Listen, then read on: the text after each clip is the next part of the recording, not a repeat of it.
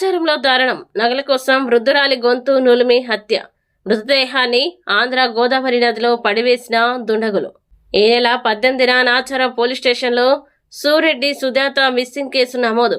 కేసును ఛేదించిన పోలీసులు ముగ్గురి అరెస్ట్. బంగారు నగల కోసం వృద్ధురాలిని హత్య చేసిన కేసును నాచారం పోలీసులు ఛేదించారు. ముగ్గురిని అరెస్టు చేసి రిమాండ్కు తరలించారు. సోమవారం నాచారం పోలీస్ స్టేషన్లో సిఐ ధనుంజయ కేసు వివరాలు వెల్లడించారు. ఈ నెల 18న మల్లాపూర్లోని బాబానగర్కి చెందిన సూరెడ్డి సుజాత కనిపించడం లేదని కుటుంబ సభ్యులు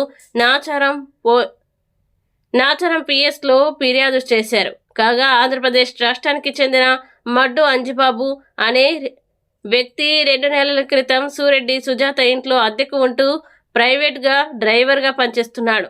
ఒంటరిగా ఇంట్లో ఉన్న సుజాతని హత్య చేసి బంగారు నగలు చోరీ చేయాలని పథకం వేశాడు. ఈ నెల 18న వృద్ధురాలు సుజాత గొంతు నులిమి చంపాడు. అనంతరం తన బామ్మర్ది నక్కంటి యువరాజు, స్నేహితుడు నూకల దుర్గారావు సాయంతో మృతదేహాన్ని కారు డిక్కీలో వేసుకొని ఆంధ్రప్రదేశ్లోని కోనసీమ జిల్లాకి చేరుకొని కృష్ణలంకలోని గోదావరి నదిలో పడివేశారు.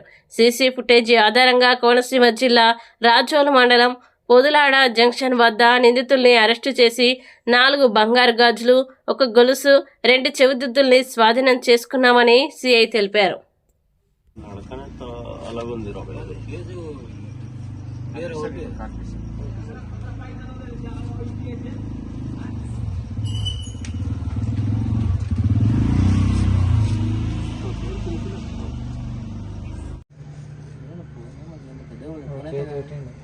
చెప్పడా